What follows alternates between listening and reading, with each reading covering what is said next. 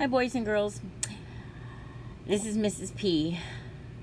This is one of my favorite books just because the pictures are so cool. It's called Captain Arsenio, Inventions and Misadventures in Flight. This is from Orville Wright Library. I haven't checked to see if we have it over at Shackelford or not. So, look at these are his inventions. So let's see what happens. Captain Arsenio. Inventions and Misadventures in Flight. Written and illustrated by Pablo Bernasconi. Says, the result of looking up. Flight, one of the most ancient wishes ever known, has inspired hundreds of fantastic creations. From Icarus to the Wright brothers, history has seen thousands of adventurers who have felt the dangerous urge to soar with the birds. This passionate impulse has resulted in many failures. Scientists, philosophers, doctors, and even crazy people all have been pioneers of aviation, and each has made a different contribution, sometimes right, sometimes wrong, to the pursuit of flight. This is the story of one such man. Okay, I'm not sure what that is, but it looks like a beaten up tennis ball with stuff stuck on it like Mr. Potato Head. And he's flying because all of these people are looking up. And turning the page,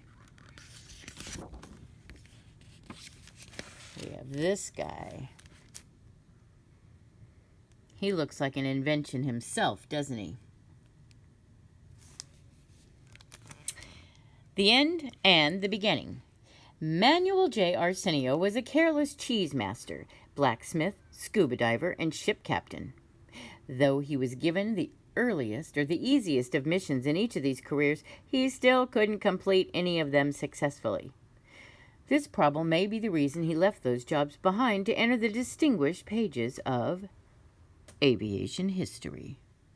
One day in 1782, Captain Arsenio decided to build the first in a long series of eccentric projects that would change his life. And although he had little knowledge of physics or mechanics and had access only to useless materials, he demonstrated great patience and determination throughout the course of his flight experiments. My days of sailing and scuba diving are over. I retire with grace to begin a new stage in my life that will undoubtedly go down in history. I'm going to achieve what has been humanity's desire for centuries, and I will build a flying machine. Let's see how that goes.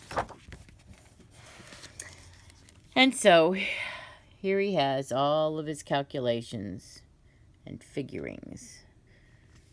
And it says, the discovery. How do we know about Captain Arsenio? His diary was found by chance just 1 year ago under circumstances to be discussed later. In its 90 pages full of doodles, notes, and technical writings, Arsenio developed 18 different designs for a flying machine, each one original, foolish, and fantastic. Here we explore 6 of the 18 most influential projects that have contributed to modern aviation. Captain Arsenio's diary is the oldest and most precious aviation manuscript ever known, second only to Leonardo da Vinci's. Fortunately, the text is still legible, and Arsenio's notes, diagrams, and ideas take us back in time to reveal the hidden mystery of the inventor's thoughts. And his thought is, why can birds fly and we humans cannot? What cruel destiny stops all people from seeing the world from above, tasting the clouds and undoing long distance? Yeah, and undoing long distances by air.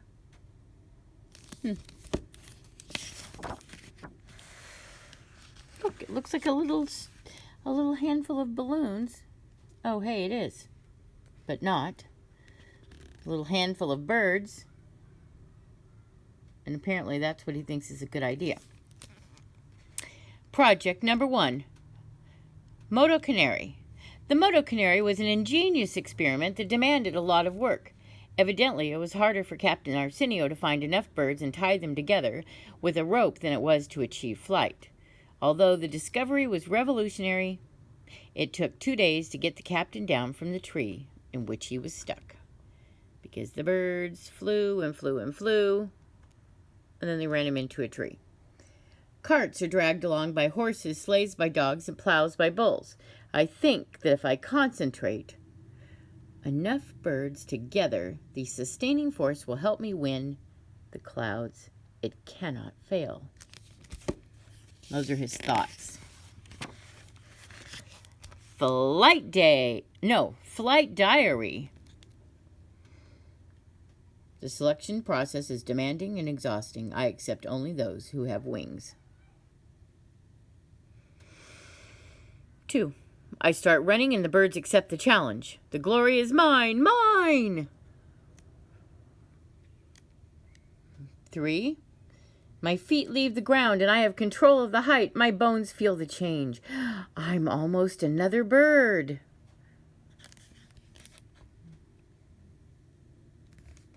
Yeah, something not good's happening. 4. It seems that without warning, some of the engines have changed directions. They're not going where I want them to go. The change of direction causes the rope to break. Note to self, next time use only iron cables instead of woolen rope. I'm headed dangerously close to that tree. The Moto Canary needs improvement. A, I must choose more obedient birds. B, I must test the design in a field without any trees. And C, I must always carry a ladder with me. 19 feet, flight without motor. 12 feet, tree landing.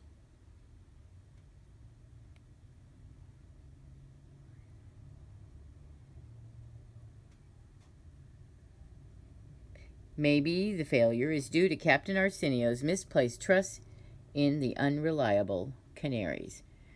Phase 6, total elapsed time, 2 days, 14 hours, 10 minutes, 7 to 5 seconds. Wow, that was rough. Project number 2, Flying Runner.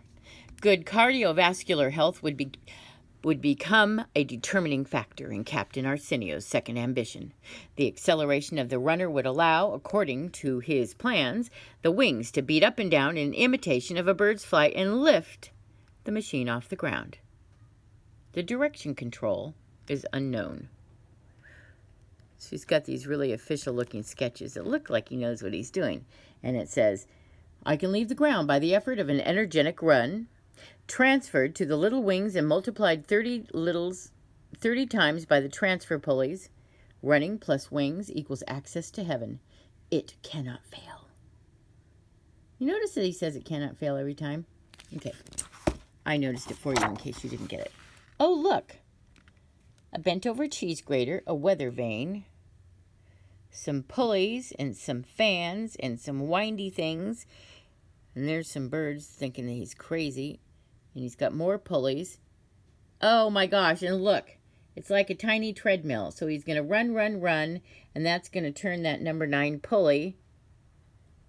And then that's going to turn something else up there, which I don't know. And then it's going to turn these. And then the fan's going to go, and that's supposed to make him fly. Let's see how that works. Flight diary. 1, count down to 0. I'm preparing for the big run. I've got faith. 2, I start the acceleration, and the wings seem to be in working order, but I'm not elevating yet. Okay, I think he's walking. The machine starts to rise at maximum speed. I'm starting to get very tired. So he's been running on his little weirdo treadmill. And now he's tired. And he's just now getting up in the air. All systems go. The balance is controlled. The prototype is a success. Up until this point. Mr. Tree Skritterhead. He's running some more. I hear some strange noises. They come from the pulleys. Oh, he's flapping his arms. Oh, there seems to be a small problem. Oh, look. Okay, look at that. Let's go back and look at that. It doesn't look the same. It looks like a pulley right there is coming off. Oh, no. Oh, no. Breaking apart. Yes, there's a tiny problem, but I have it under control. I will land now. Meow.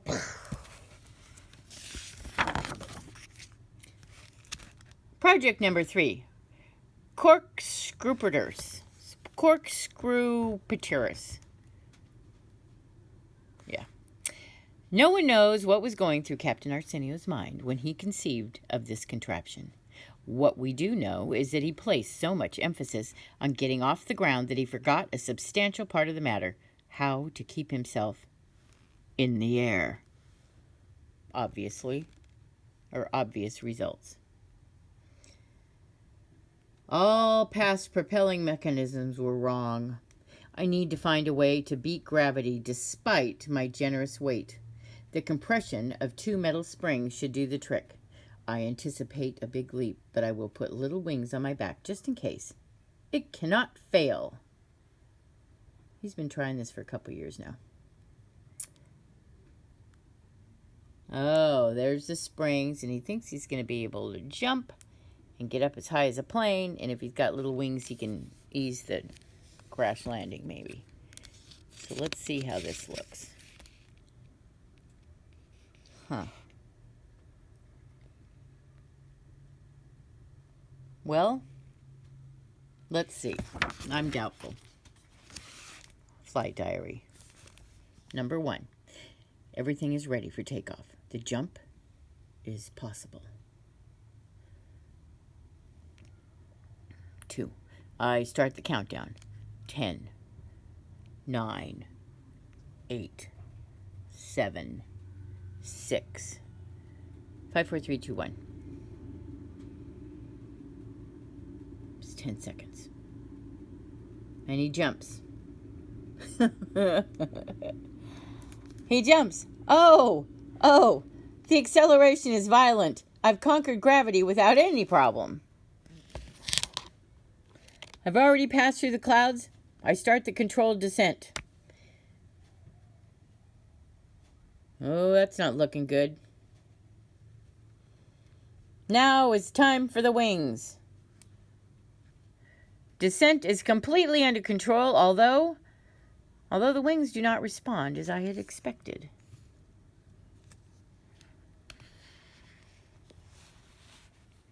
Maximum height unknown, 208 feet. Maximum measured height, 99 feet, 50 feet. The doctor is not at home. I will call the veterinarian.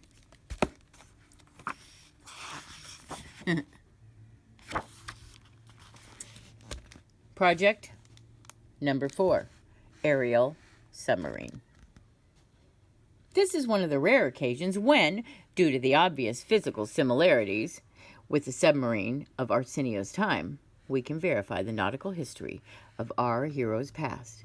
However, the aerial submarine actually possessed the virtues and defects of what would later be known as the blimp. Through the use of hydrogen-filled compartment, the machine did get lighter and float through the air. The problem was that this gas was very flammable and the flight vessel was made of wood. The results leave little to the imagination. Figuring. You guys will probably learn this later. And then here's a guy. By mixing sulfuric acid with iron, I obtain a miraculous gas with which I will float like a balloon. But this time I will take advantage of my nautical knowledge to better control the flight direction. Victory is mine. It cannot fail. Now we're in 1786. Oh, this is cute. This is a nice little spaceship. It looks like you could make it with one of those old barrels. Oh, look, and it's got landing gear. Okay. Oh no, this is too long. Flight diary. The hydrogen receptacle is full. Is full. The floating is imminent.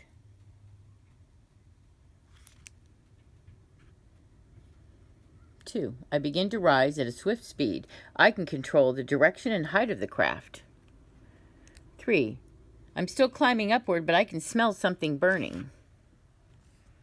4. It seems that the cockpit temperature is rising. I'm going down in fire. I've lost control. I must always remember to bring some water along. Oh, he's crispy.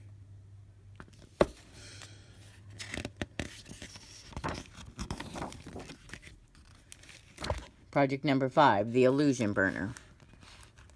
This apparatus is a precursor to the modern turbine engine. With initial success, the captain was able to combine fuel and compressed hot air, generating a forceful expulsion of gases. But however positive Arsenio may have been about the illusion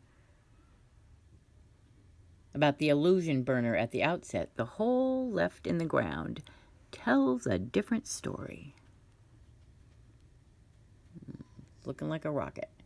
And they say, I have discovered that the compression of gases in a compartment simulated by 4 small fans is as powerful as a stampede of bulls. If only I could control it and guide it in one direction. I see stars in my future. It cannot fail. Dun dun dun dun dun dun dun dun dun dun dun dun dun. He's going to go airborne. And I know that was the theme song from Bonanza. But you're too young to know what Bonanza is anyway. Flight diary. 1. Gas receptacles are full. The ventilators are on. Ignition. 2. 9, 8, 7. Perhaps I should have tested the machine with a rat first. 6, 5. Ugh, I hope that smell is normal. 4, 3. That noise can't be normal. 2, 1. I'd better get out of this.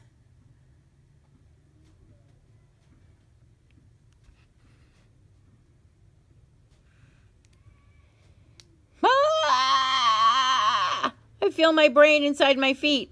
I hadn't planned on rising up this quickly or leaving the flying machine on the ground. Oh no. He just blew out of that by himself. 4. The energy source was a complete success and the ascent was as forceful as a shot. Probably the damage will be too.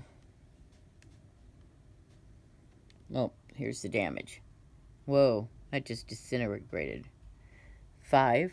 The descent up to here is completely under control and predictable. I also predict that I will crash over those rocks.